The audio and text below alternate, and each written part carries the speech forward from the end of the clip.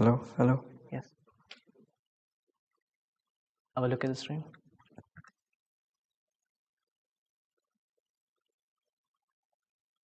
Fine. Audio is working.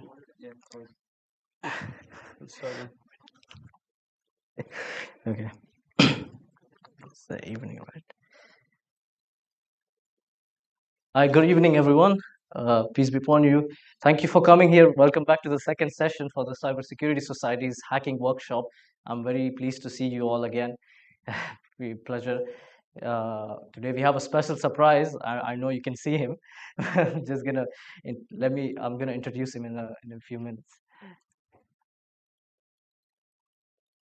We are very thankful to our sponsors and supporters from Chartered Institute of Information Technology and the people watching from the Middle East and America and other universities. Safe, secure online. We're grateful to them as well. So there's the Chartered Institute of Information Technology has a membership scheme. They're partnered with our university, and they want to give out memberships, which is costing £50 for free to the University of Exeter students. And if you would like to avail them, please reach out to our society or anyone from their contact address. We'll send out this email by email. And they have a Head Start program that I mentioned last time.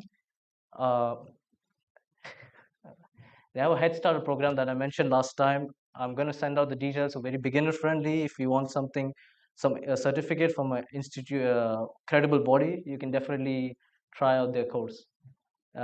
Guys, please welcome Mr. George Martin.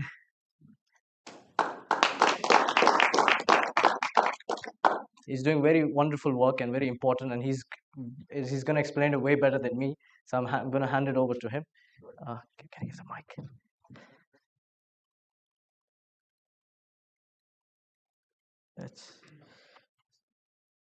Yeah, he knows. Oh, you go try it first, right? Sorry for that.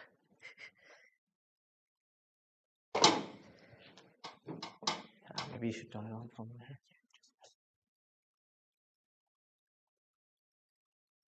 Yeah, now sure.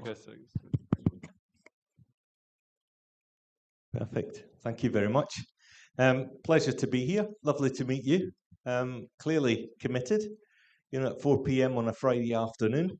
So I know you're passionate about this subject. Just to introduce myself, my name's George Martin. This is a younger version of me. I think it's still my picture on LinkedIn, so apologies in advance if you do reach out. But yeah, as you can probably tell, I'm sort of towards the opposite end of a career to you. But I'll explain a little bit in a moment why I was keen to come and support this type of initiative. But before I get more into my background, I think it's important for you to understand the organisation that I represent and some of the work that we do in and around the safeguarding and security space. And rather than me trying to describe it, hopefully we've got a video lined up. So next one. You can roll video. No, it's play the slide. Just present the slide. It'll automatically play. Yep.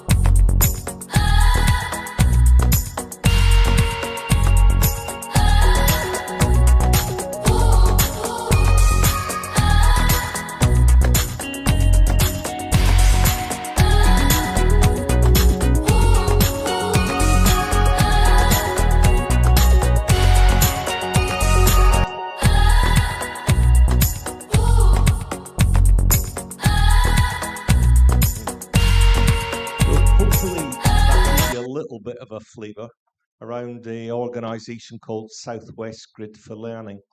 And as the name suggests, we're based out of the Southwest. In fact, we're based about 20 minutes from here, over Pines Hill, near Exeter Services. So it's been a very long trip for me today.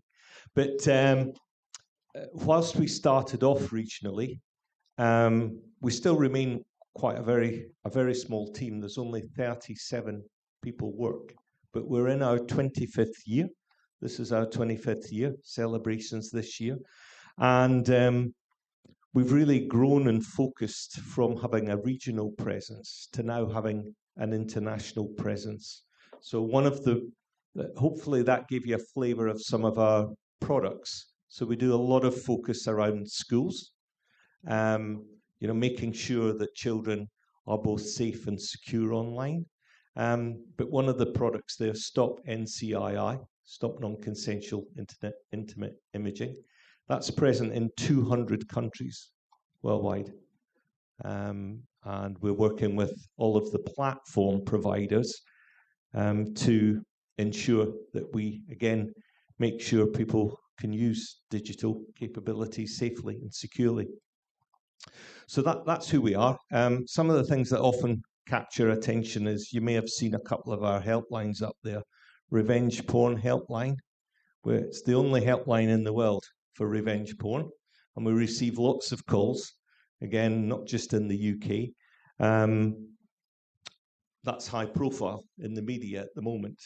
So we do a lot of work with government around formulating the standards, working with the regulators like Ofcom, and so too with report harmful content. What isn't on there, and the part of the organisation that I represent, is around security. So one of our other flagship products is a product called Cyber Secure, which we developed for and helped promote with the Department for Education. And it is a tool that enables schools and trusts to baseline and assess their cyber capabilities. So the end product is a spider diagram. There's 23 different aspects of security in this assessment tool. So we look at security through the technology, through the human aspects, so training and awareness, and also through policies and process. That tool, it was launched in December 2023. We already have into the thousands of schools now using that to focus in on security, assess relative strengths and weaknesses in those different areas, and then tap into resources from National Cybersecurity Centre, from DFE, from other entities that provide support and resources to help improve their security posture. And one of the things that we did, and it's quite time, we had the opportunity to bid for some additional funding in the Southwest. And we bid a program called Cyber Base, which was about building and developing the next generation of cybersecurity experts. So I was saying we were doing it more closely with University of Plymouth, but had I known and had the links with University of Exeter, we could have done that. The bid itself wasn't successful, but the reason I mention it is because of our commitment to look to help develop, motivate, and energize students such as yourself to really make a career and make a difference in cybersecurity. Last couple of words from me, as I say, I have always been in and around security. My degree was in computing science, as it was called back then, 42 years ago. And I worked on the vendor side, but for 17 years, I worked with an organization called Gartner. Don't know if people have heard of Gartner, but if you're ever looking for some really fantastic free research materials to support your work, Gartner gives a lot of materials out for free. And they have a superb security cyber team. I had the opportunity to work with them, the opportunity to engage and advise and lead chief information security officers in many, many organizations that you will be familiar with. It was a European, Middle Eastern role. And yeah, from there, having had the chance to have an impact in helping mainly commercial organizations improve their security capabilities, their SOCs, etc. I'm now, trying to give something back by participating in the charity field. Of course, it's local to me. I live just down the road, but so a little bit of a flavour for me. Most enjoyable part of my career has been the opportunity to mentor and develop individuals. That's what gives me a buzz. And certainly now, as I look to put the books on the shelf and hang up some of my tools, I'm very eager to, help the next generation sort of prepare and develop for potentially a career, certainly in IT, but especially in cyber. I have close links. I mentioned the National Cyber Security Centre. We work very closely with the Southwest Cyber Resilience Centre. So my network around security is quite well established. And as I say, I've got links into commercial organisations as well. So I know you're tight on time today. I just wanted to come along and say hi, introduce myself. Hopefully, with the future sessions, if the timing works out, I'd like to come back and participate a bit more. But today's really about saying hi. I will hang around just to see some of the work. Kindly got visibility through the video of the first session, but obviously keen to understand the focus of this particular society. And hopefully, moving forward, we can look to bring some additional value as you continue this society, build your knowledge. Thank you so much. Thank you. Can we have a round of applause, please? Thank you so much. Pleasure. Well, you heard that wonderful introduction about his company and his work. I'm sure you're inspired by him. And now let's get into some concepts of cybersecurity.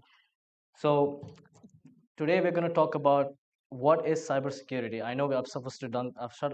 Sorry, I was supposed to be explaining this in the first seminar, but we didn't get to it. But this time I'll make it right. I'll explain what is cybersecurity, and you might see a picture of construction and house there.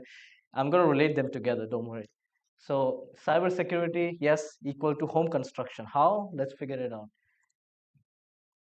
So let's say you want to build a house, right? What would you do? Everyone here wants a dream house. They have something in mind. You can already imagine the cozy corner or something in your brain. What do? We reach out to an expensive contractor. Of course, we don't want to reach out to an expensive contractor, but they're expensive, right? So we reach out to a contractor, right? They have many years of experience, and what they do is they craft a plan. They craft a plan, and then they take you through the roadmap. They're like, well, look, guys, it takes 5 years to make your dream house. This is what you have to go through. You have to do the planning, construction, look at the site, the land where it is, and then look at the exterior, like the outside, the walls, and then the insides, and then you go through the whole process of installation, and then voila, you have yeah. So this is one of what they do. They scope out the work, right? They look at the wires, they look at the walls, they look at the materials like pipes. They explain it to you. It goes inside here. We don't understand most of it. We're like, yes, give me a house now, thank you, right? Then we stare at our project, right? We see the construction happening in real time. We see the roof being made here. Then we see them. Sorry, can you go to the next slide? Yeah, so then we see them pouring cement. Then voila, we have a roof, and then there we go, a beautiful house. Seems very simple, but there's so much to it, which we will look into right now.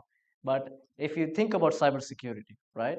If you think about it, okay, I want to break into cyber. You look at the picture of this house and you're like, wow, hacking, doing all this stuff, right? And then you think, I'm going to get all that. I'm going to learn it today in 1 year or 2 years. And that's not how it works. Like, it takes time. So let me show you. Go back. So let's say this is your beautiful house. Inside the house, you have a bedroom, right? Beautiful bedrooms. Inside, look. Now, there is a problem. Inside the beautiful bedroom, somewhere the contractor had made some issue 2 years ago, whatever, right? Classic contractor, right? And then now he's disappeared off the face of the planet. Now we don't even know where he is. He's dead, alive, we don't know. Now what we're left with is a beautiful room with a leaky pipe. We don't know where this pipe is. Now we use our common eyes to find this pipe. This is what we see. We don't know where it is. No, we don't know. We know there's a wall. We know there's a pipe behind that wall, but we cannot see it because we don't have enough experience, knowledge, or we are not a contractor, basically, to be frank. What happens is we spend our time in frustration, right? We are angry. What is the solution now? Get another contractor, right? And the point of me referring to contractors in this retrospect is you should think of, whenever I say contractor, maybe in cybersecurity, you have to think of a security analyst, right? I'll explain how. But a new contractor, he has loads of experience. He knows where the pipes are because of he's been building his houses. He knows where the pipes are located, or maybe he has an idea where he can potentially break into a wall and see where the pipes is without causing too much damage. Because end of the day, let's say we are not contractors, we try finding the pipe. What would happen is we would break every wall in the house, probably break the house, then find the pipe. But a contractor would know where exactly the pipe is, and with his years of experience, and he will probably find it. Of course, you might see, oh, there's a leak, there's the pipe, right? That's how simple stuff is in real life. He finds the pipe, he shows us, well, there's the problem, and he solves it. And go back. Then we have a beautiful house again. The point of this seminar is when you have no knowledge as an IT security analyst, you need to look at the whole picture. You cannot just say, well, there's a system, let's break into it. An IT analyst, he looks into the building of the where the land is, like where the IT infrastructure is, where the wires are, where the servers are. He plans all of this out just like a contractor. He plans all of this out. He puts them into like areas where it's supposed to go, and then like like when the house is built, all of the pipes are hidden, and you don't see all the servers because all of them are hidden. That's the nice and clean part, cleanly kind of part they do in the end. And the finished product is we have an IT infrastructure that is protected for now. That is just like this house. It's been protected. We have a cozy corner, and that's the same. We have a very protected, secure IT infrastructure until it breaks. So let's say there's a leaky pipe. We hire a security analyst, or there's like a malware or something in the system. We don't know. We hire an analyst. The analyst has some years of experience. He tries to find where it is exactly. He finds the problem. He tries to fix it, and then he gives a learning outcome to the people who will come after him, so they can avoid the same mistakes. And that's what happens over the years of experience and years of research. So when you break into the cybersecurity field, what the holistic view you need to start, this is, you have to learn what mindset is. You have to think about of how the building is made, how the IT infrastructure is made. You need to think of everything. You cannot just think of, oh, there's a computer, let me break into it. It's how we think of getting into the system. And the only way we can think is that, okay, we want to find a light switch here. So we might go, oh, there's a light switch there. There's wires in the light switch, something like that. You got to map your brain, you know, to rewire it to the cybersecurity landscape. This is just me trying to explain this analogy. I hope I've done a wonderful job. I can see the security master's security students, they're like, oh, this guy, he made some mistake. And then of course we have you. I hope I've done a good job explaining it. And relax, no one's an expert. It takes a lot of learning, even for me. I'm breaking into it as a master student. Well, it's a learning progressive journey. I'll do it one at a time. Maybe I'll find the land, maybe I'll find where the pipes are, where the what do you say, wires go. It takes me time. After I've done all that, then someone can rely on me, or I learn and then I try to fix the problem over the time. And then that's where I have experience. If you go next slide, then that's where I get my experience. And hopefully protect you all and stuff. And whenever we say cybersecurity, we always say, well, it's important because we need protection. Well, that's the end goal of what we need. This is what goes back in the behind the scenes. After we solve all these problems, then we get protection. So that's what I wanted to explain to you all. And I hope I've done a good job. Thank you so much for your time. I'm going to pass it on to Charles right now. We don't have a lot of time, so we're just gonna go straight onto the Google Meet. We're gonna be learning cryptography today. It's gonna be similar to web applications, but cryptography. Okay. Hey, open the slides. Open the slides. Right. No. The slides. Oops. Oh no, 1 second. So then this one. Oh, we like that. Quickly. Okay, so we're just going over introduction to cryptography, baby encryption, hack the box. It's going to be a little bit more of a practical workshop, but it's going to be split into two. So the more practical side, it's going to be tomorrow. If you can't make it tomorrow, you can just go and hack the box online. Yeah. So these are today's topics. This is today's instructor. I'm just going to pass it off to him. Can you hear us? Yeah, hello. I'm audible. Oh, yeah, you can. Okay. How do we connect the audio? Hello.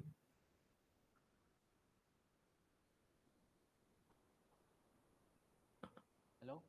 Can you hear me? Good evening. Yeah. Good evening. Sorry for that. It took a bit of time, but I think everyone's up to speed now, and you may start. Thank you so much. Yeah, sure. Thank you. Let me share my screen. Yep, please do.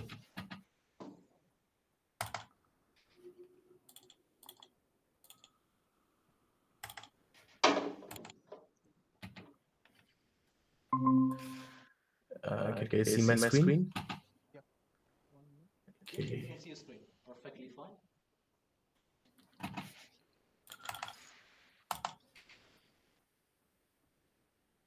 Okay, hello everyone. I'm Arvind. Today I'm about to talk about cryptography for cybersecurity, and thank you so much for having me. So professionally, I'm a cybersecurity analyst. I work at Cryptography Nepal. It's a company. It's a cybersecurity company based in Nepal. I work in incident response and malware analysis. So today's session was going to be a bit long, like 3 hours, but some incident came up. That's why I need to shorten this session. So I won't be able to cover everything that I listed over there, but I'll try to cover the important parts of it. So hope that's okay.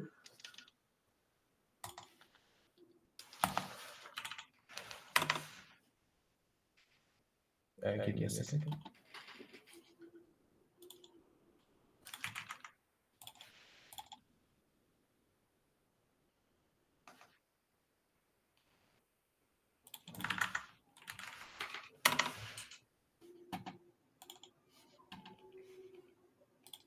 Okay. Sorry. So talking about cybersecurity, cybersecurity is really a huge domain. Cryptography is just one part of it. Cybersecurity has a system, it has IT, it has networks, it has web security. In the same way, it has cryptography as well. It's not much mentioned while learning about cybersecurity, but cryptography is actually everywhere. When you're opening your computer, when you're opening your browser, when you're trying to access some websites. So let's see what we're going to learn in this session first. So firstly, we're going to start with symmetric and asymmetric encryption, but we're going to focus more on asymmetric encryption. We're going to learn about how RSA works because it's the most used asymmetric encryption currently. And we're going to solve some labs about RSA as well as a lab regarding TLS. So I hope everybody's going to follow along.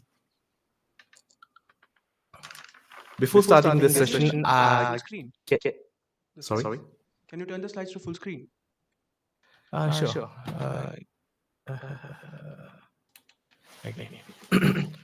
So the thing is, not everything is in the slides, so I'm also going to use this Figma board.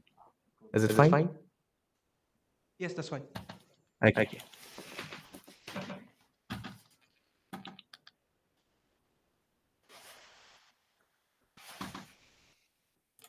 Okay. So let's make this session really short, not really short, but let's make this session short and informative, right? So if you guys are gonna follow the CTFs and what we're gonna do in this session, I want everybody to log into TryHackMe and download the VPN, connect to the VPN, as well as log into Pico CTF platform. Are we all familiar with the platforms? I don't think so, everybody is familiar. Okay. So we're going to use two different platforms. One is TryHackMe.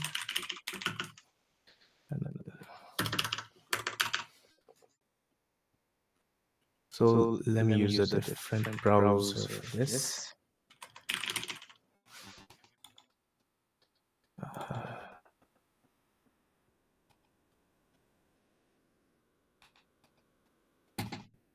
So the first platform we're going to use is TryHackMe. It's where we can learn different modules, we can get trainings, we can solve different CTFs, simulate different environments. This is the new thing they have just got, the simulated SOC environment. It's really fun. You guys should try it. And I want everybody to register an account and TryHackMe. It's going to take 2 minutes.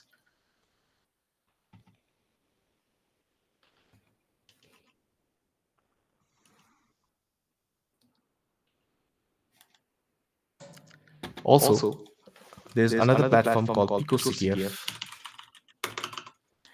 It's another CTF platforms like mini CTF. It has mini CTF. TryHackMe basically has the boxes which we have to solve or maybe hack, right? But Pico CTF has small CTFs that we can solve and submit the flags. I want everybody to log into this platform as well. So let me log into them as well.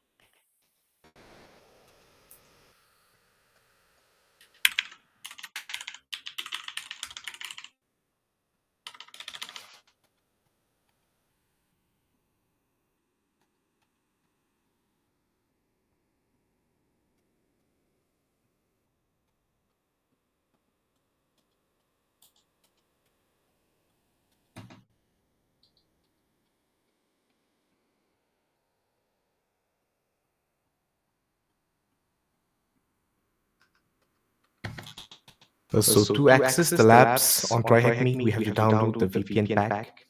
For that, we can just click on our account, the profile picture over there, on top right, then access,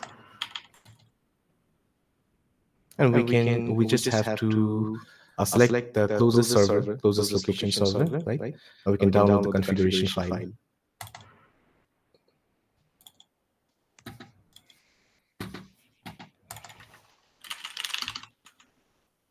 And I'm gonna put up my Kali on my VM.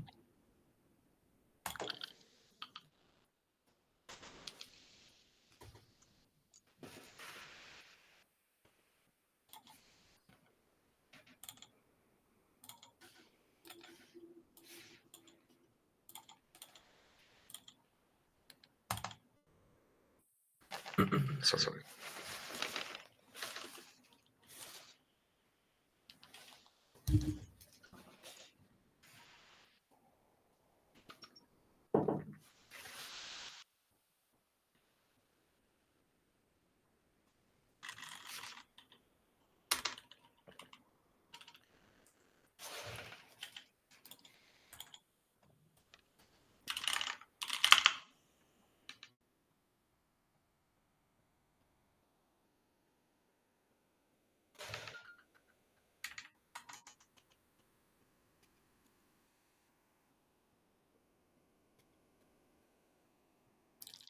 So we just have to copy the VPN config file on our Kali machine.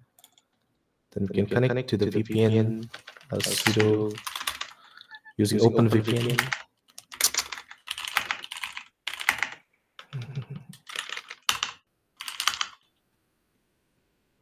That's it. Once we see initialization sequence completed, it's connected. And we can also see the IP over there.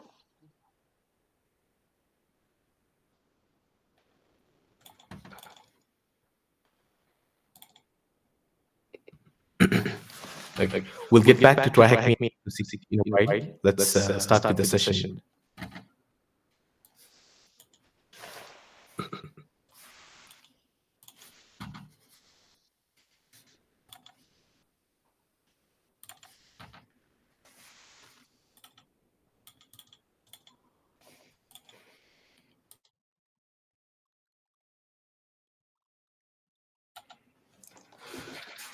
So we won't be going through the first parts like the basics of cryptography, as in the traditional ciphers, Caesar ciphers, all that. We probably are familiar with the substitution ciphers, right? We have probably solved it using letter frequency analysis, word frequency analysis attacks. We'll be starting it with symmetric key encryption. So how symmetric key encryption works is basically when a user A sends a message to B, let's consider X as a plain text. When A sends the message to B, he's going to send Y, an encrypted text, right? He's not going to just send the plain text to the B over some insecure channel or some insecure channel. So he's going to use some kind of key over there. And to decrypt this message, B is again going to take the encrypted message and decrypt it to get the plain text back using the same key. As the key is going to be same, this is why it's called symmetric encryption, because same key is going to be used for encryption as well as decryption. So we can see this over here as well. The plain document is being encrypted using some secret key, and the same secret key is used for decryption by the user B, Bob, right? So the Bob can finally get the plain text back.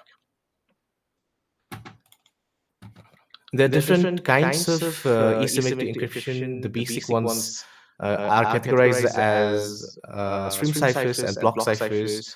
Stream ciphers are generally used to encrypt the streaming data, like voice calls, right? They're the streaming data.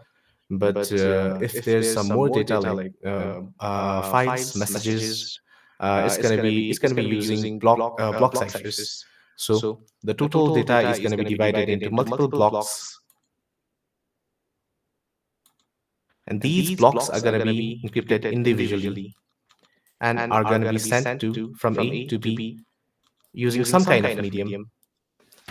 So one of the most used block cipher could be AES, right? AES 256. We have all heard about AES. There's no point of going into it. But the main thing we're going to cover here is asymmetric algorithms. This one is symmetric. Now we're going to go over asymmetric. The difference between symmetric algorithm and asymmetric algorithm is, let's go over here.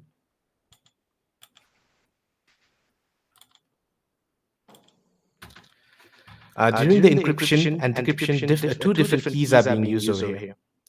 You can see here a different encryption key is being used for encrypting the message from the plain text to ciphertext, and to decrypt the ciphertext to plain text, a different decryption key is being used. So this is asymmetric encryption, right? It generally uses public and private, two different keys, one public key, one private key. We might have seen two different keys while we're generating keys for our SSH, right? So these are the public and private keys. Let's see how these works. Okay. So while A is sending some message to B, he has to encrypt the message. He just cannot send them the plain text. So A can send B using some kind of key, right? So wait, give me a second.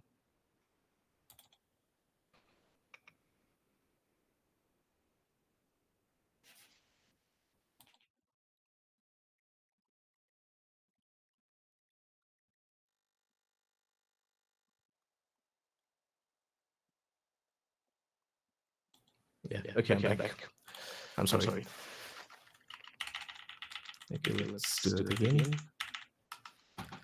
So there are going to be two users, A and B. So both A and B users, two different systems, are going to generate two different keys. A is going to generate one private key and one public key.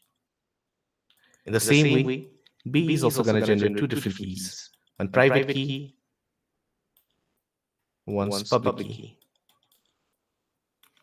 So the public is public to everyone. It's accessible to everyone. Everyone can see the keys. It's stored somewhere. Let's consider it as key storage database, key sharing database. So A can always know what B's public key is. B can always know what A's public key is. But the private key, they are private to these users. They're private to these individuals. Only A knows what their private key is, and B knows what their public key is. So when A has to send the message to B, so they can encrypt the message using B's public key. Let me just write it using this.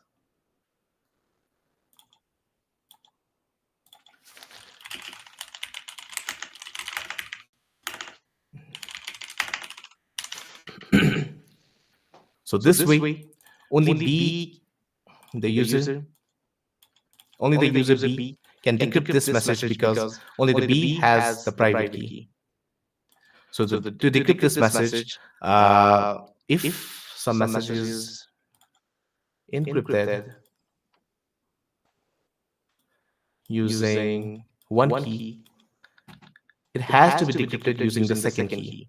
Does not matter whether it is the public key or the private key. If private key is being used to encrypt the data, always the public key is required to decrypt the data. Or if public key is used to encrypt the data, the private key is used to decrypt the data. Yeah. So when A sends the message to B, A is going to encrypt the data using B's public key, so that only B can decrypt the data because only B has the private key, his private key, right? So one problem faced during symmetric algorithm was people. Generally, all the problems in cybersecurity are caused due to people, right? The people. How is A going to share the key? Because same key is being used for encryption as well as decryption here.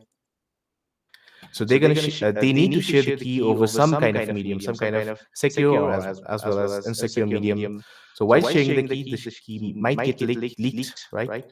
Or some attacker or some user with malicious intent could just intercept the request somewhere and get the key. This could happen, right? So while sharing the key might get breached.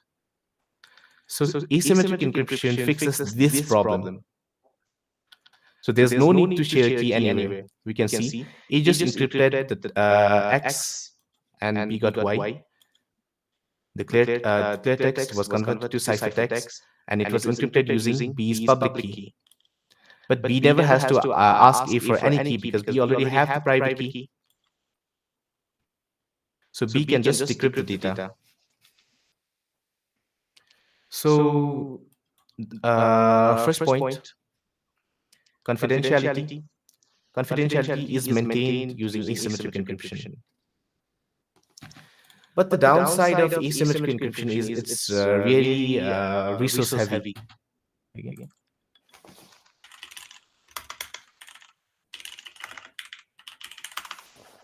So as this is resource heavy, we cannot encrypt huge data, huge blocks of data using just asymmetric encryption. So one way of transmitting data from A to B or sharing data from A to B would be using symmetric keys as well as asymmetric keys together. This is called hybrid encryption. So most asymmetric encryption uses the hybrid encryption. Sorry, we have to just go through the basic theory before solving the practicals. So it's very resource heavy. So what can be done is we can use hybrid encryption. How this works is while A shares data to B, first step is A generates a symmetric key, then A encrypts the symmetric key, the generated symmetric key using B's public B's public key, right? So A sends the key to B, the encrypted key to B using any kind of medium, any kind of secure medium, insecure medium. A connection could be made, and just a key could be sent by encrypting the symmetric key using B's public key. So firstly, symmetric key is being generated. Then the symmetric key is being sent from A to B using asymmetric algorithms. Could be any asymmetric algorithm. Right. So this is hybrid encryption.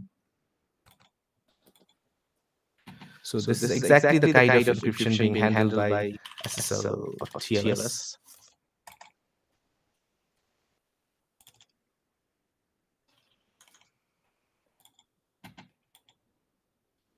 So again, this is how confidentiality is being maintained over here.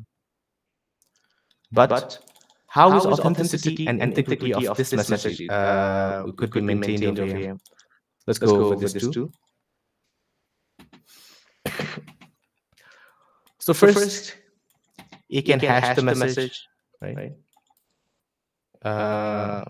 Different kind of hashing algorithms like SHA, right? SHA-256. Let's try hashing something in this machine. Okay.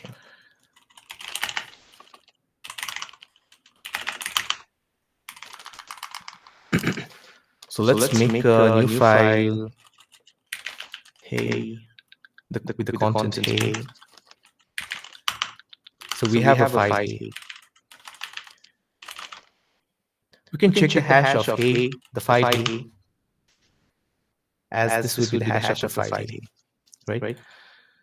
Even if we change a single bit in this file, the entire hash is going to be changed. The entire digest is going to be changed. So for example, we can just add a space, a new line like this. So when we get the hey, it's exactly the same. We just added a blank line, right? So now when you check the hash of it, it's completely different. So we can verify that these two files are not the same. Though these two look exactly the same, they are not the same. So to maintain the same thing, A is going to hash the message or the file. It's going to send the block of the file. It's going to send, right? Then so let's write it over here. It's going to hash the message. It's going to encrypt it using A's own key, own public key. Then after B receives this hash, B is going to verify whether this file is authentic or not. So to check this, as we had discussed over here, if something is being encrypted with private key, its public key is required to decrypt it, or vice versa. So as it's getting encrypted using the public key, B can decrypt it using A's private key. Sorry. He's gonna give me a second. What did I write over there? Okay, I'm sorry.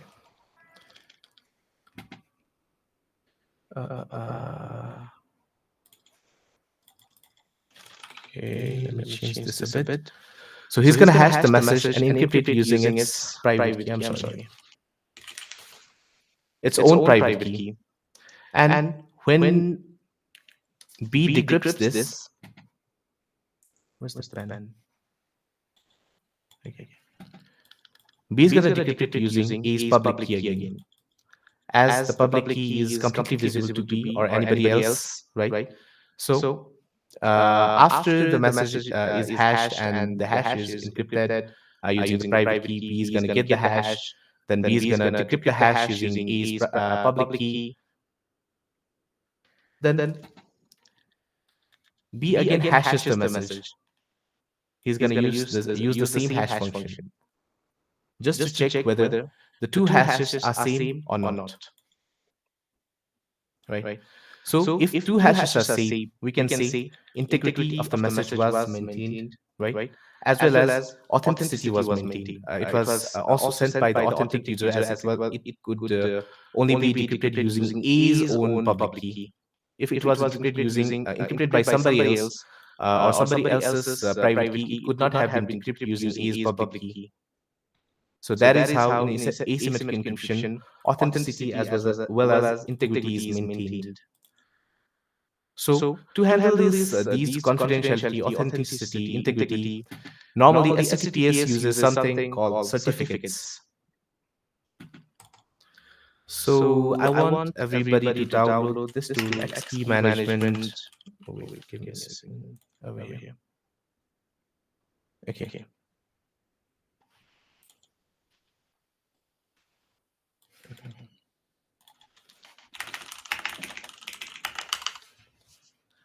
X certificate and key management.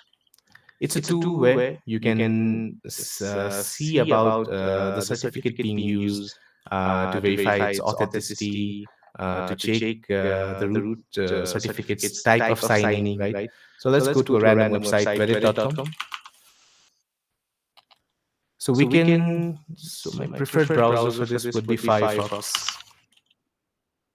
Okay, I just opened it a while back. Okay.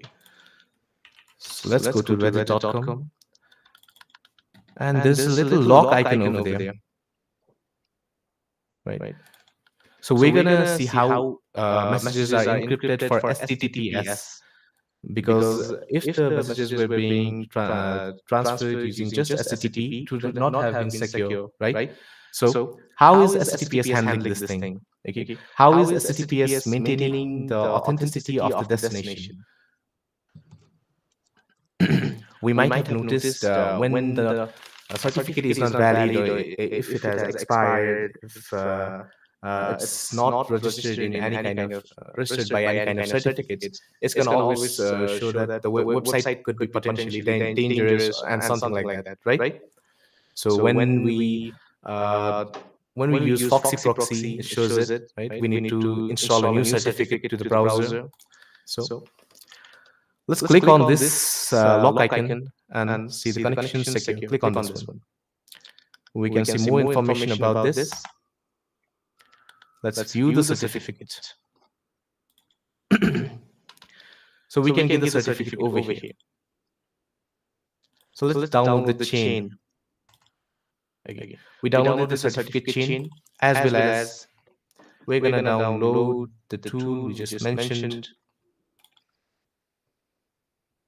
So this certificate works on basis of chain, right? The chain of authenticity.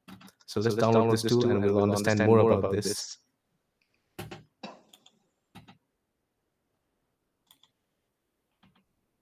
So it's completely safe. We don't need to worry about this. So let's just accept the terms. A typical installation is good enough. And let's run the tool. Okay. So first of all, we have to create a new database for everything, right?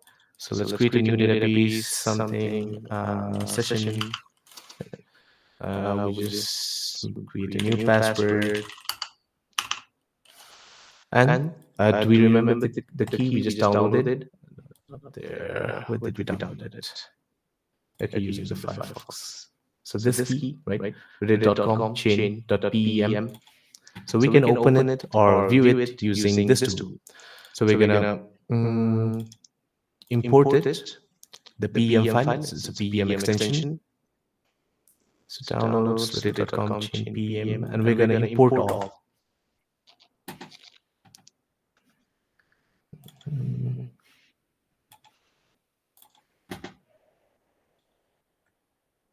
Where are we? Okay. So it completely works on the chain of trust. There's just too many tabs open. I'm just getting confused. Okay. So first of all, we reach the destination reddit.com, right? This reddit.com is signed by DigiCert TLS, right? So when we view this signed cert, it is this one is signed again by DigiCert Global Root CA, right? When we check the root CA, the root CA is self-signed. So we might think, how can you trust this self-signed certificate, right? How is this authentic? This is self-signed. Can we trust this? How we can trust this is this certificate, the root certificate, is already installed in the browser. So we can check it from settings, and we can just search certificate, view certificates. So let's check the name. It's DigiCert Global Root CA, right? The Global Root CA. So this is how your browser just assumes this website is authentic, because it is signed by this certificate, which is already downloaded in some file inside the Firefox. Though it is self-signed, it is totally trustable. So this is exactly how certificates work. Different certificates are already downloaded and works on the basis of chain of trust in different applications. This is how the browser handles this.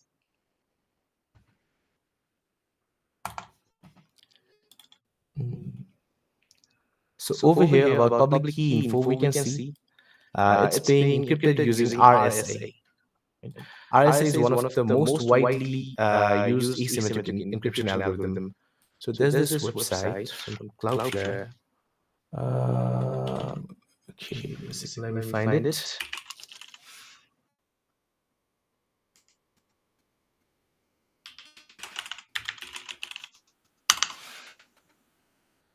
Okay. Here we can see about 80% of everything is being encrypted using this public key algorithm, the RSA. Right? These certificates are being encrypted using RSA. So let's see how RSA works. How do we get this?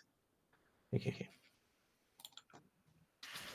So RSA is just a short form for the initials of the cryptographers who made RSA, who researched and made the RSA. Rivest, Shamir, and Alderman. It's, as I already said, it's the most commonly used asymmetric encryption. So let's see how RSA works in short basic. So after this, we can solve the lab for RSA. So before learning about how RSA works, we just have to know the basic mathematics, like what are factors, what are prime numbers, what are semi-prime numbers, and what is mod. Yeah? This much information is enough. So if somebody has not brushed up on this for a long time, let me give you a short overview about this. Let's take a number, for example, 20. The factors of 20 would be, let's check the factors of 20. Sorry. The factors would just be, let me write it down, would be, of course, 1, right? 2, 4, 10, and 20 itself. So these would be factors of 20. So what are prime numbers? Prime numbers are those numbers that are divisible, only divisible by itself and 1. For example,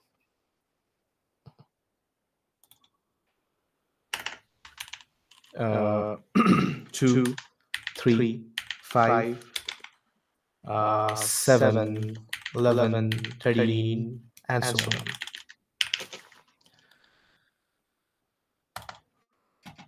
So, sorry. Semi-prime numbers are those numbers whose factors are always prime numbers. So those are the semi-prime numbers. And what is mod? Mod is just the remainder when we divide something. For example, 17 is just an example. We can take anything. Mod 2 would be everyone, right? Because when we divide 17 by 2, we can multiply 8, we get 16, and as a remainder, we'll get 1. This remainder is answer to this question. 17 modulo 2 would be 1. So, if we want to understand what actually modulo is, we can just also do something like, for example, let's draw a small clock. Let's draw a 12-hour clock. It would be enough.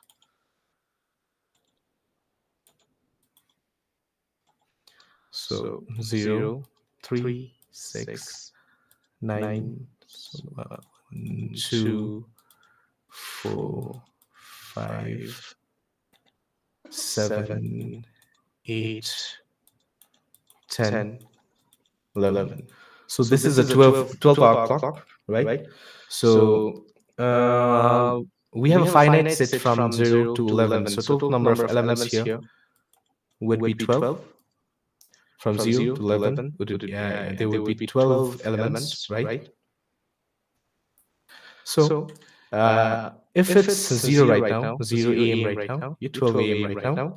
If somebody's gonna tell us, let's meet in 17 hours, right? So we can just do 17 mod 12. So it would be 5, right? 17 mod 12, yes, it will be 5.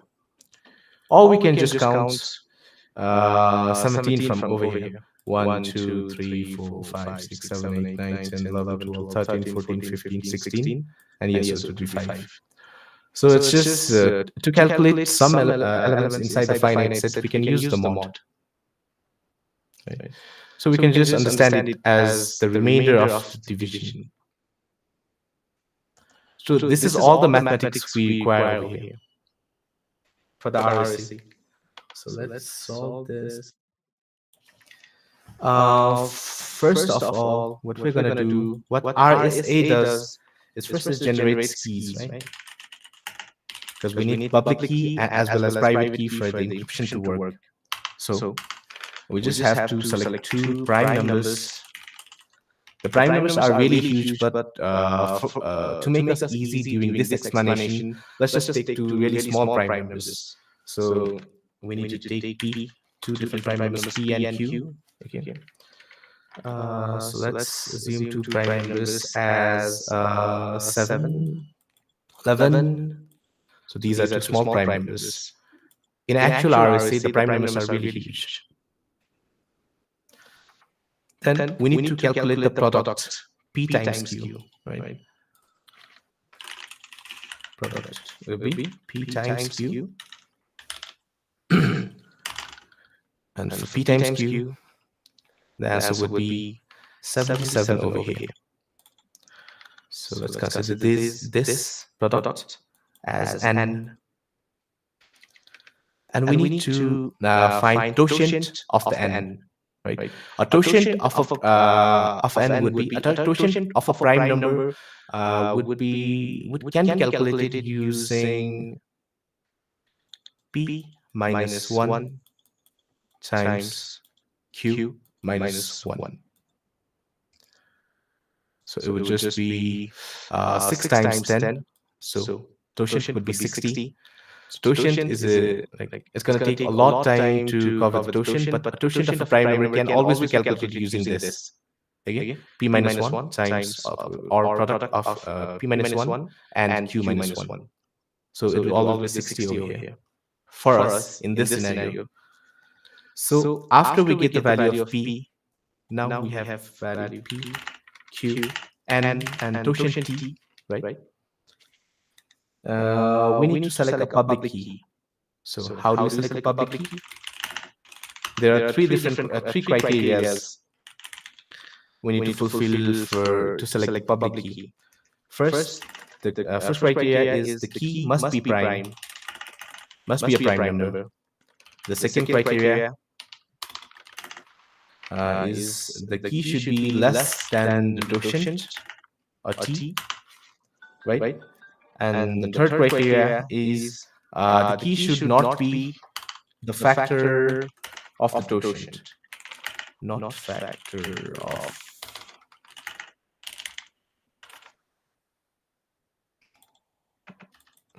Okay. So these are criteria we need to fulfill to make a public key or to select a public key.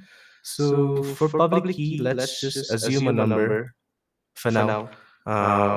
Must be a prime, less than totient, and not a factor of totient. So in our case, we'll select 17. It's a really small prime number. It is a prime number.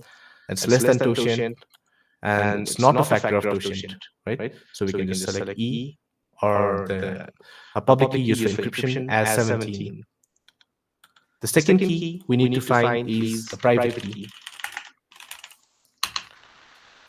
So there's a lot of mathematics involved while finding the public key as well as private key, but we're just covering the overview, rough overview of it, high-level overview of it. So we're not going to go deep down into it. So there is only one criteria to make up private key. So it is the private key D, the decryption key, right, times the encryption key or the public key mod the totient should always be 1. This is the only criteria for the private key. So in our case, we'll just assume D as 53. Let's just check. I'm sorry, calculator. D times E would be 53 times 17. So, okay, we need the scientific calculator for this. So 53 times 17 mod T, the totient is 60.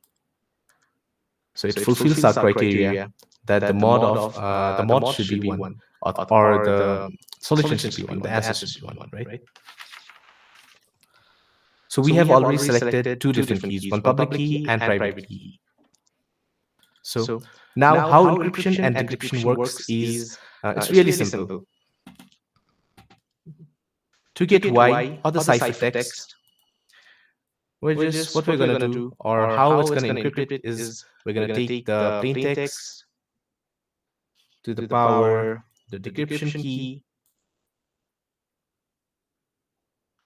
mod n, which is the product 77.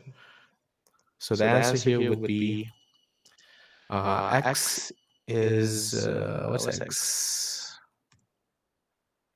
So we can just take an x, like 13. Okay, 13 would be our x for now. To the power, what's the symbol? D would be the decryption key, which is 53.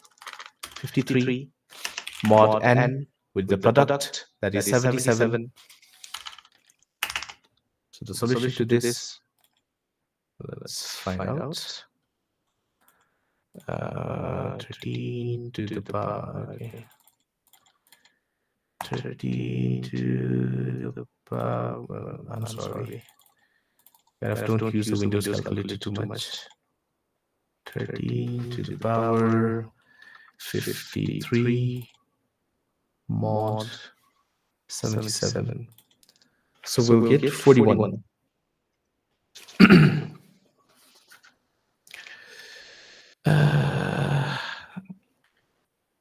Okay, I'm sorry, we had to use the encryption key, but we can use either of the keys.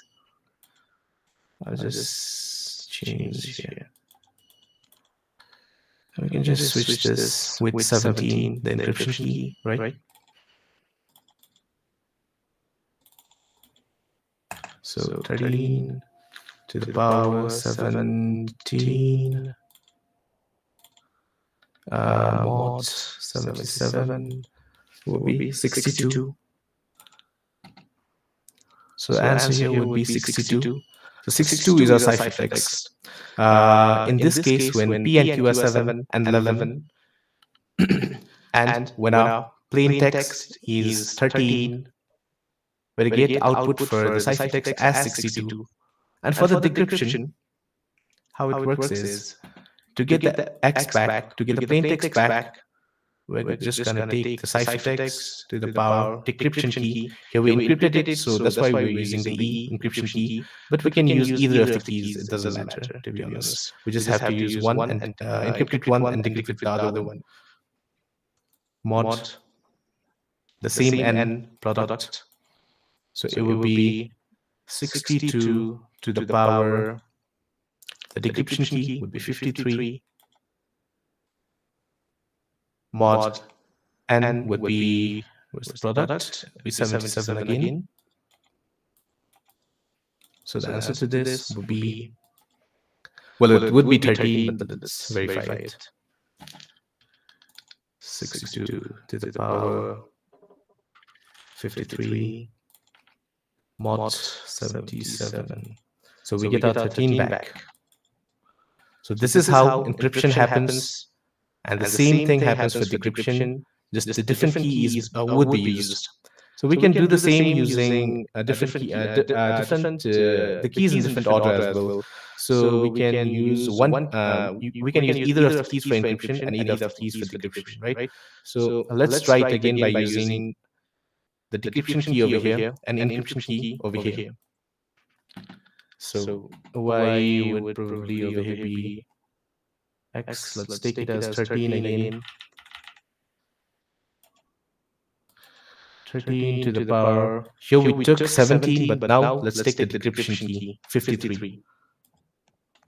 53 mod N would be again 77. So it would be encrypted to a different value, of course, right? So 13 to the power 53 mod 77 will be 41. Now let's decrypt it using the encryption key, right? So let's take 41 as the Y to the power the encryption key, which is 17 mod N, which is 77.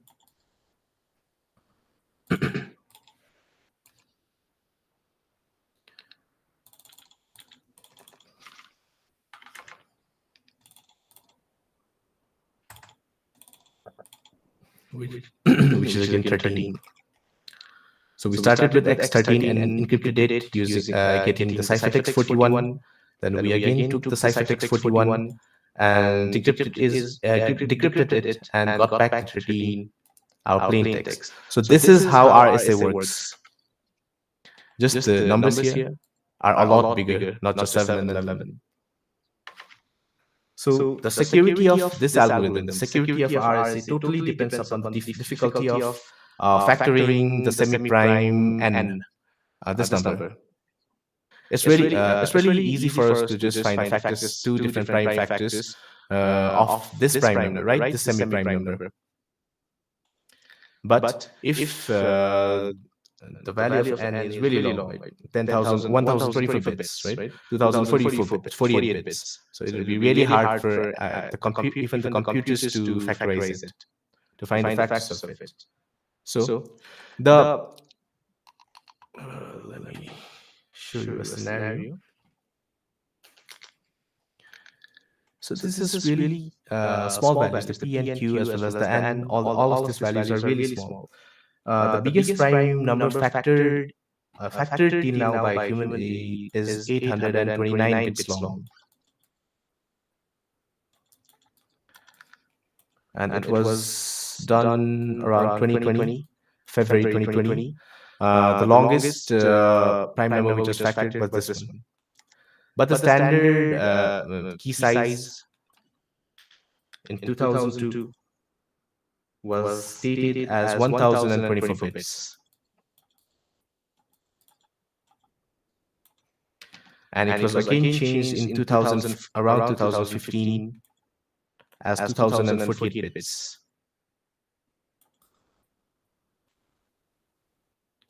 So larger this number, more harder it would be to factorize it, right? To get the factors of it.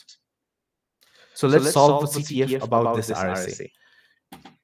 So the CTF is present in the platform Pico CTF as we had this we had seen before. So name of the CTF is called mini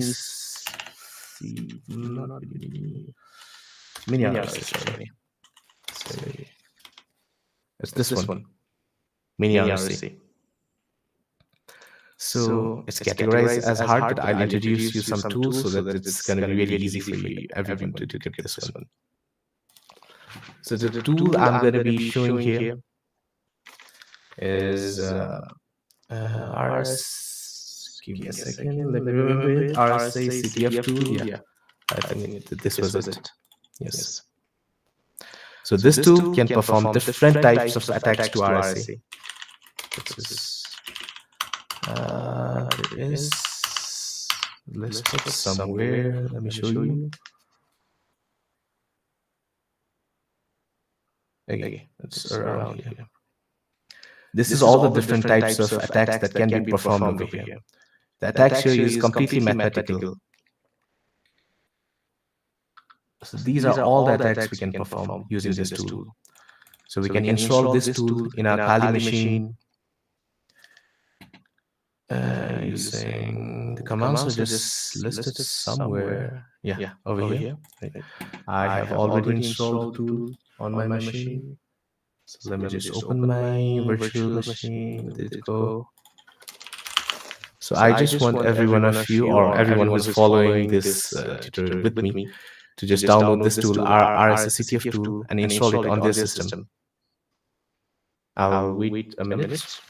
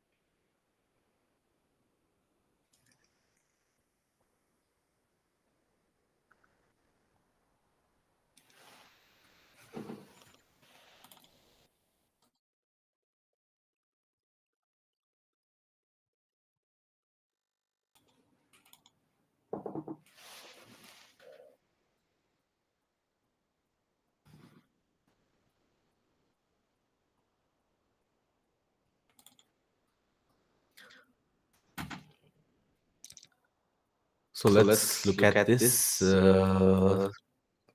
mini RSA again. So it has given us a ciphertext. So let's just download the ciphertext. And let me open it using VS Code or something. Any text editor would be fine.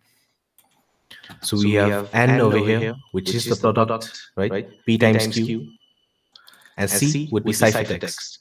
So now we'd need to find the plain text using the ciphertext. So this ciphertext was probably encrypted using B's public key, right? So even over here,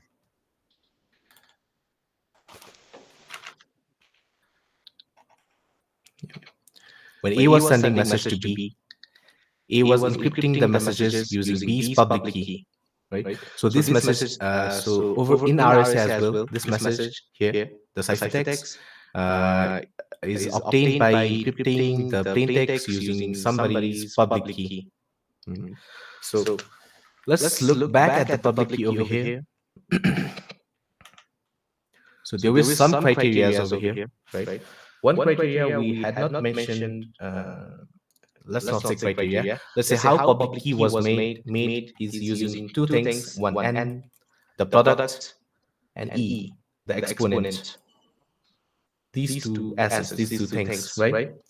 So what is E? E is just an exponent that has a range from the range that can be placed between 3 and 65,537. Even if we get back to Reddit, it uses RSA. Key size is 2048 bits, right? Which is huge. And the exponent here is 65,537, which is really high, right? But the exponent we have here is really low. It's 3. Right? So let me tell you guys something. How E also has a criteria that it needs to satisfy to choose a number. So it's gonna be GCD, greatest common divisor of E, which is E and the totient. Okay. So it must fulfill the criteria E, GCD, E, and the totient is equals to 1.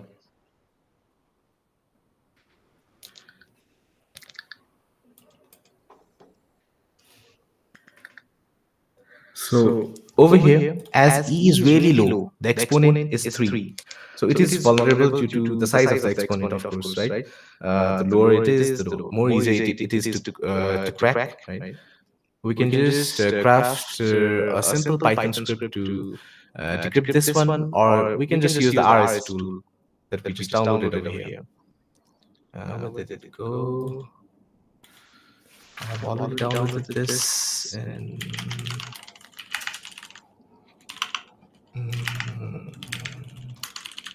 yeah, over here. So it's just a Python script or Python tool. So this is how we execute it. So it is a CLI based tool. So we can do Python 3 tool. Right? We can check the manual if we want. But we already know about this, so we just can how to use it. So we will say let's uncipher this cipher string. So where's the cipher string? Let's just copy and paste it over here. The exponent here, hyphen E, is 3, and the product which we have over here, N, right? N is this. So let's see if this tool does something. Wait, something is wrong over here. Error arguments uncipher. Okay, let me just check the manual for a second. It's been a while since I used this tool. Public key out. Okay, maybe we can use decrypt instead of the ciphertext or the on-cipher.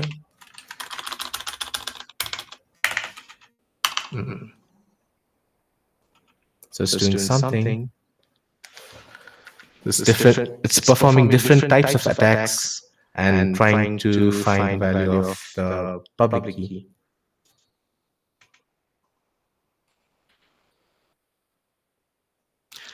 So it's just trying to find P and Q by finding the factors using N. So with it. So here it's just trying to find these two numbers using the product N.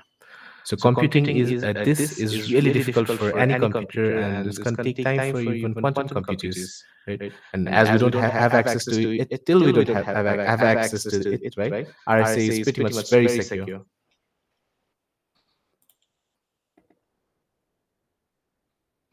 So how long would it take? Composite.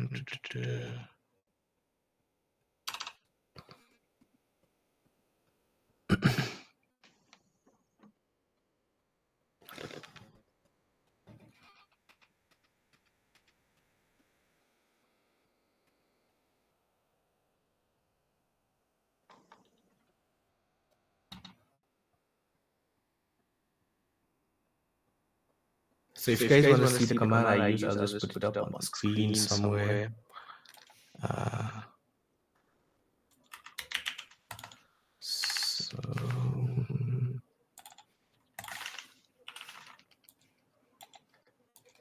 Okay.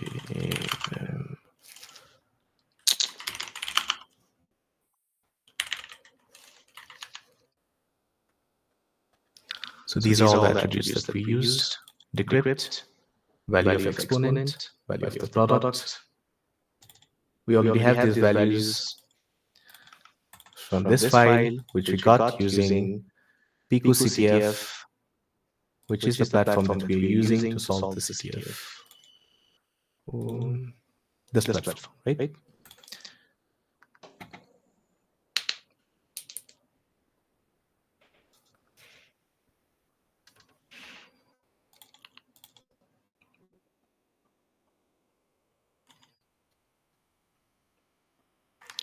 So this one is taking a bit of time. How would we solve this one?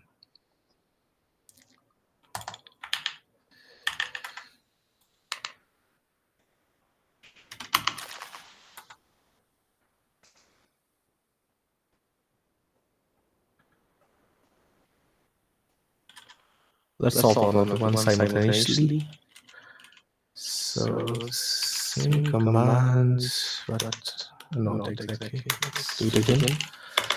Python 3, or CTF tool. Let's download another file, ciphertext. Make a ciphertext tool. Let's open it using VS Code again, or any code editor of your choice. So this is N. So let's select the ciphertext first. Where's my VM? Did we use over here? Decrypt, right?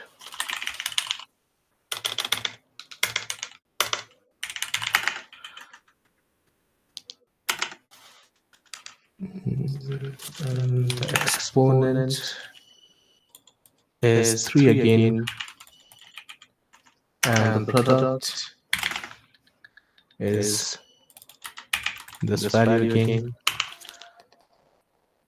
So let's try solving this one as well.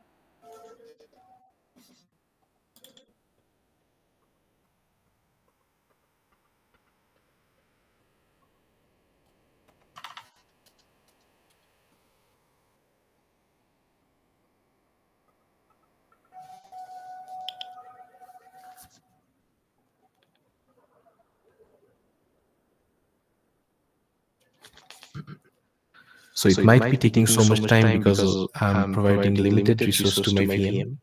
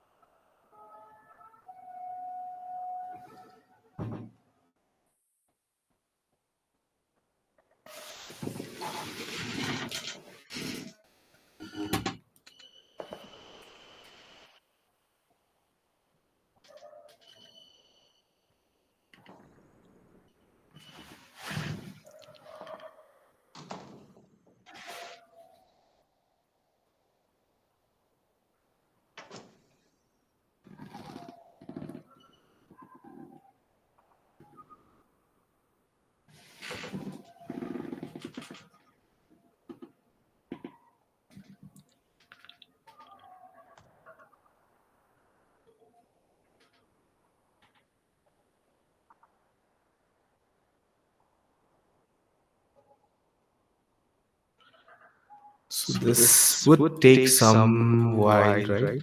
So I want you guys to solve this after the class, after this session, I'm sorry, because we have really limited time. So we'll just go to next topic. So it's gonna throw out the keys as well as the plain text, right? If we leave it for a while, just let's cancel it for now.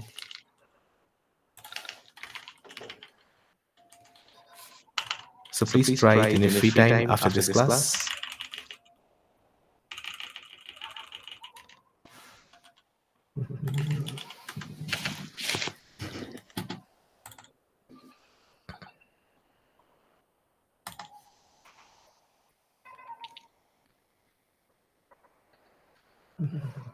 Okay. So as we said, this is the new standard which is required 2028 bit of RSA keys, right? Which you all also saw. And the RSA used in reddit.com. So we have exponent 65,537 here, modulus over here, right? It's in hex format, hexadecimal, right? So this is almost impossible to crack. So let's move to a new topic, which is OpenSSL. So we know OpenSSL is just a library. Let's open Figma again. Now let's cover OpenSSL's very old vulnerability, which was called Heartbleed. So for this, you guys are going to need to connect the VPN from the TryHackMe. The box for Heartbleed is not free, but I'll provide you the IP address as I have the premium TryHackMe membership. So I'll just boot up the machine and provide you guys the IP address, and you can attempt that attack over there.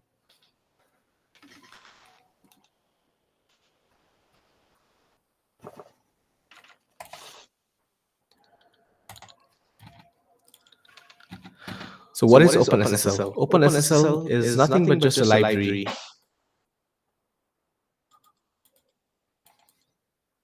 This library is used to secure, used for the encryption in TLS, right? Over here.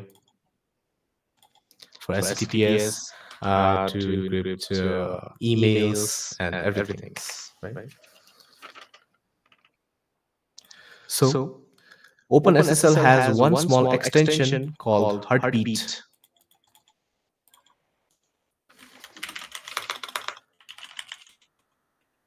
It just helps to maintain the connection.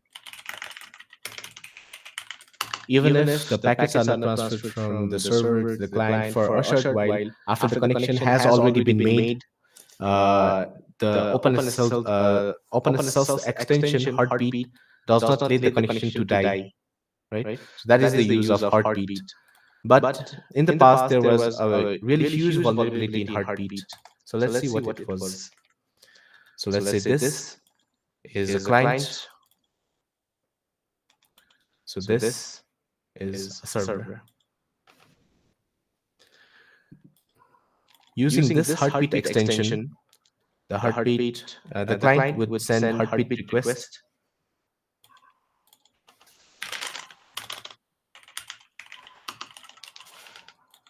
to the server. And the heartbeat request would have some kind of data or some kind of payload plus size of the data. Data or payload.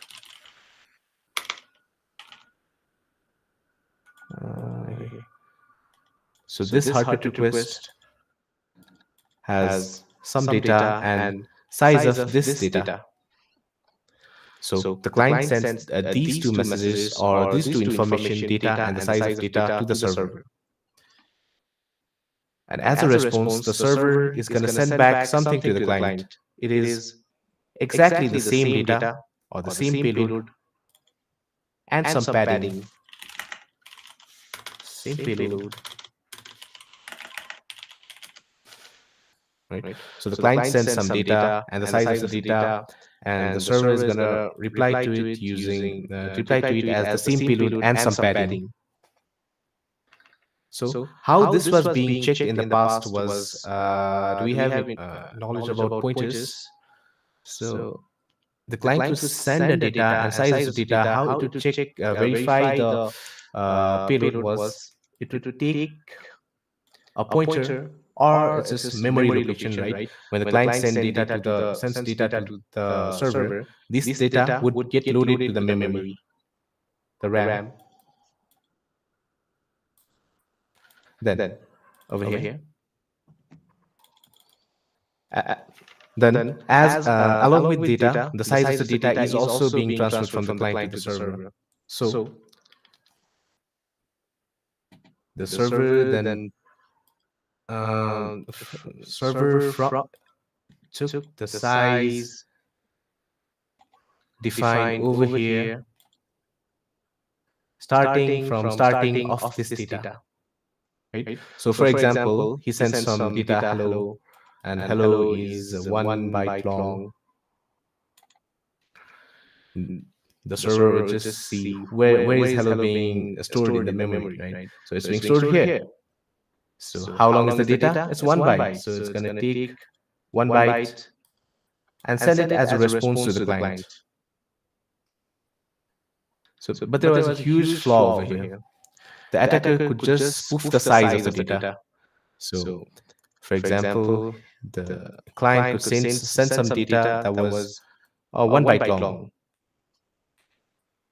But he could say the data is like 50,000 bytes long. Right? Then what would happen over here? It would check where this data has been stored. The server will check it, right? So it's being stored starting from here. Then the size of the data has already been spoofed, right?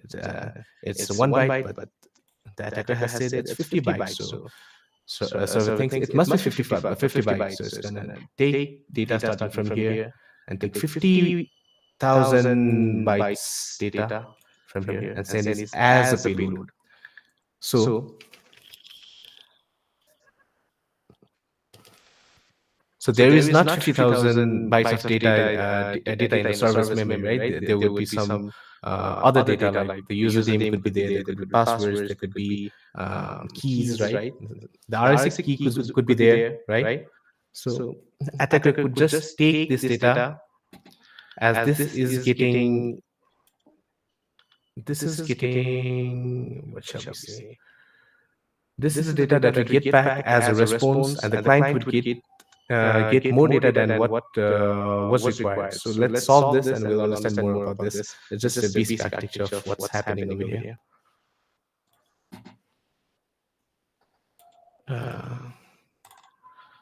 So I hope you have connected to the OpenVPN.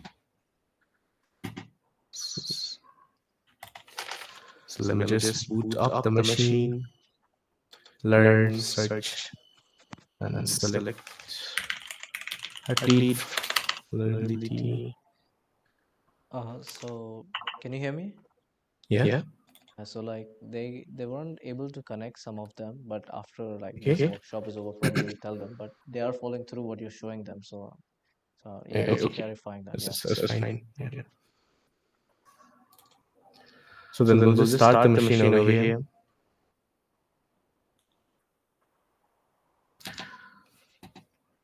So this vulnerability that we mentioned, heartbeat vulnerability, was only present in version 1.0.1, 1.0.1F, and some beta release of 1.0.2. So this is not present in the new version of the OpenSSL, right? But this was present back then.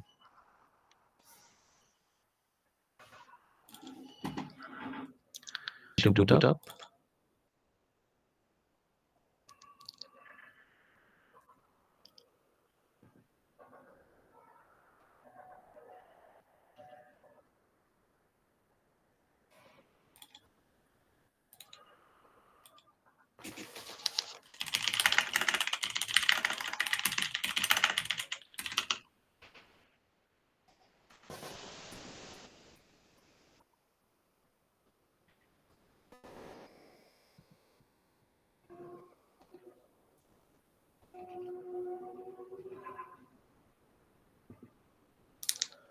So I believe this is like the final exercise of today, right? Yes. Okay. Cool. So let's see if we can ping it. Yeah, the box is back. The box is up. So we're not going to be crafting the payloads manually. We'll just use MSF, right? Metasploit. MSF console. Could you zoom in, please? Yeah, sure.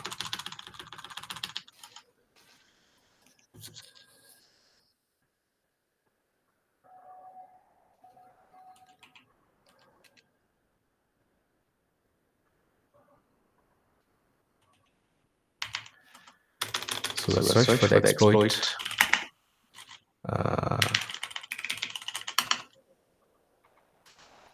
Okay, so we can see there's an auxiliary module over here.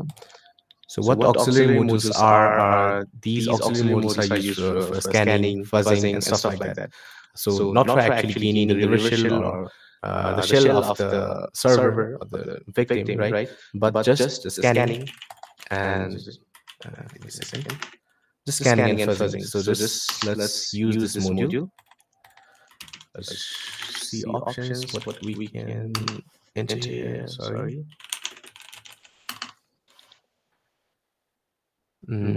So these are already correct. I'm not gonna just perform the nmap scan right now, because it would take a while.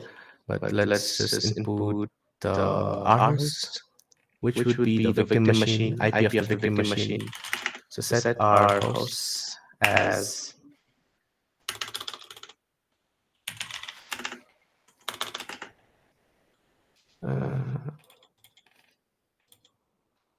this IP, which is the IP of the victim machine. And we can just scan it, right? Let's run it.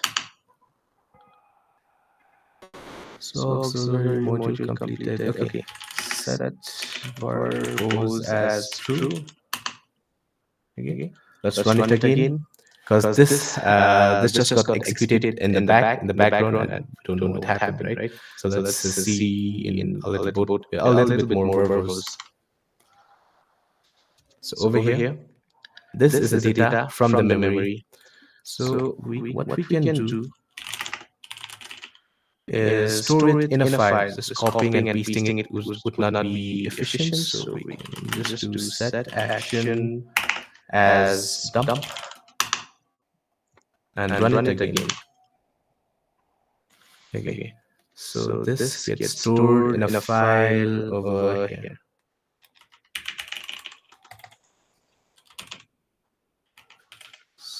So let's go out of MS console.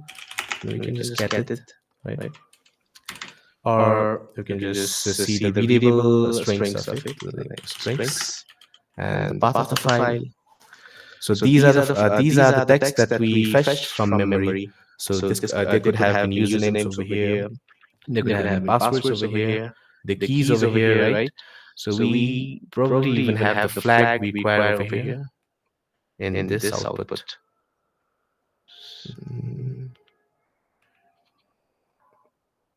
So let's search for it.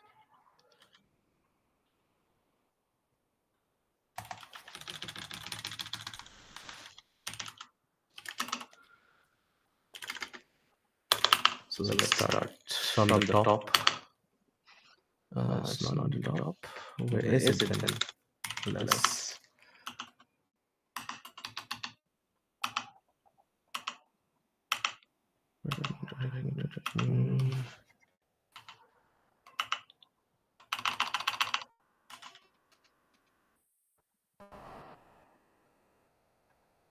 Did I miss a flag somewhere? Okay, I think this is a flag.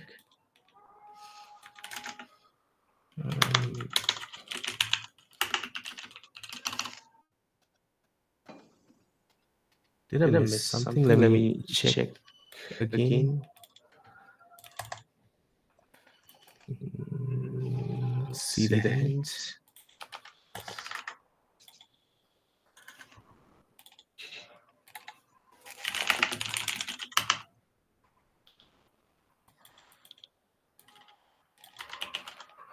So let's try to open it in the browser as it's just normal HTTPS, right? OpenSSL is just used in HTTPS over here.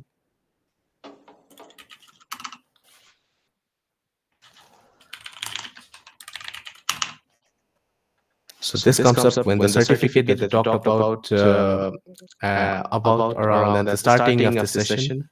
This certificate is not valid and is not present in Firefox, right? So we can just accept the risk and continue over here. So this should have worked. Let me do it again. So let's run it.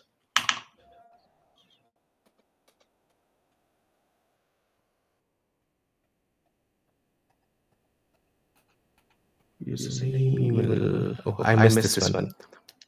This is our required flag, which is enclosed inside these curly brackets. So this is OpenSSL vulnerability, which is only present in OpenSSL version 1.0.1, 1.0.1F, 1.0.2 beta release. So we have already entered this, and this is how we can solve. Sorry? Yeah. So just to clarify, like flags are basically like answers that we are trying to find in like the system, right? Yes, we're just exploiting some vulnerability to find some set of strings in the server, right? Some sort of kind of password, some kind of the answer that we need to solve over here. Yeah, cool. So I guess this was our last topic for today. Yeah. Are you done for today? Yeah. Do we have any questions? This was about OpenSSL Heartbleed. Apart from the Kali Linux installation, guys, we might help you with that one. But apart from that one, anything else you guys wanted to ask personally to the instructor? He would be. I'm sure he would be happy to answer it. Because today's session, it was supposed to be 3 hours, but it's been cut short by around 1 hour 30 minutes because he himself is working on a security breach right now. He's taking his time. He took his time to come out today during the security breach to teach you all and then go back to solving the security issue. I'm very grateful to him. Yeah, there is a question. Let me ask him. Oh, I can just answer. I'll just ask through here. Okay, cool. How important is Python in cybersecurity, would you say? encryptions? Python is it's really important. We can use it to script some kind of a little bit automation, right? Even to solve different cryptographic cryptographic problems, we generally use Python. We didn't use Python in today's class because it would be a little bit too advanced, but the knowledge is really important. And I guess the second part of that question would be, Uh-huh. can you automate reverse engineering an encryption? We cannot. I don't think we can completely automate the reverse engineering process because we always need human input for reverse engineering. It's a bit complex, right? We can use tools like Hydra as such, but we cannot completely automate the reverse engineering. We can automate some aspects of it, some process of it, right? But not completely. Yes. Okay, thank you. Yes, thank you. Yeah, there's one question. Yes. So, what's the countermeasure for the heartbeat bug? We can just update the version and we can do some. Give me a second. There was this really small module that we needed to update, but I actually forgot the name of the module. But the good option would be just to update the OpenSSL version. Right. Okay.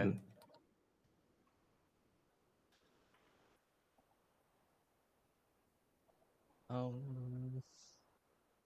Yeah, I think that's for today's questions. I think everyone's a bit tired, but can we have a round of applause for our instructor, guys? Thank you so much for giving us your valuable time. We'll just wrap up by showing our thank you slides. And Thank you so yeah, much I for hope to having us, see you. guys. I hope to see you in other sessions as well. Thank you for having me. You're Have a welcome. wonderful day, everyone. Have a fun weekend. Thank you so much. Take care. Bye. Take care.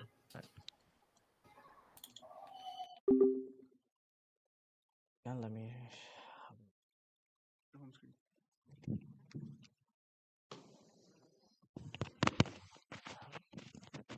Yeah, there's some links I'll probably send out to you. Guys, there's some upcoming work. You want to talk about this one? Okay, there are some events that will take over the cybersecurity. If it's okay, and this is his instructor's personal Discord server. If you have any questions, anything, if you want to be tutored by him for free, I'm pretty sure he'll be happy to reach out to you guys. Yeah, thank you guys so much for attending to this session. I know it's a bit. We have some snacks. Please grab some snacks and on the way out. We do have an option. So for everything for the certificate, because there is a certificate involved in the fourth part. After you finish the fourth, you get a certificate. So if you leave now, it's fine. But there is an optional topic that my friend wants to cover here. He wants to.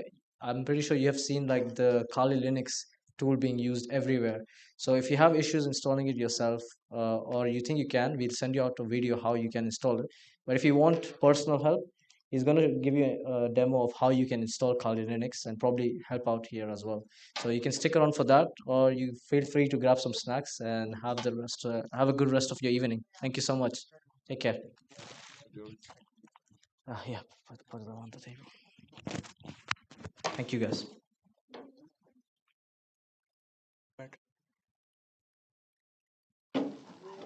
See after snacks. हाँ, हमारे लिए भी है मेरे को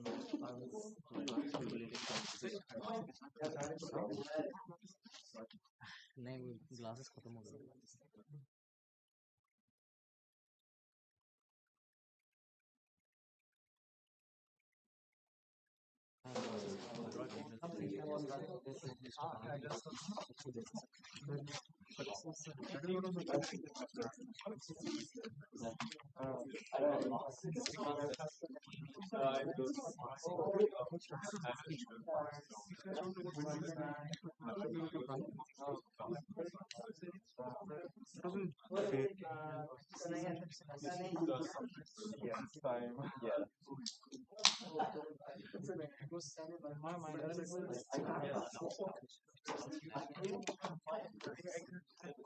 At least the basics.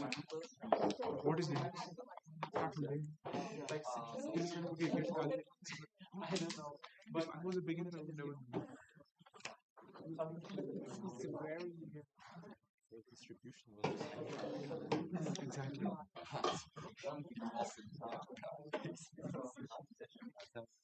was bad. It was bad. To be honest, it was very bad. You need it?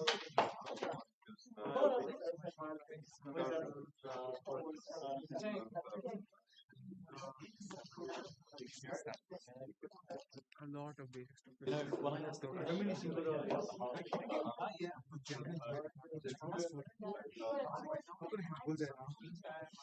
Try to draw something for this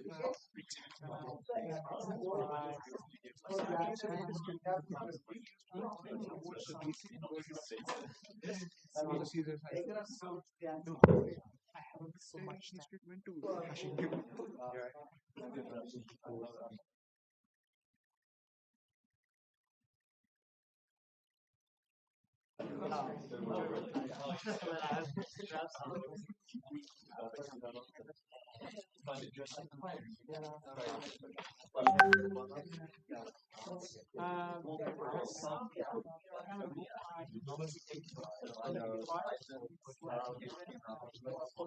very basic.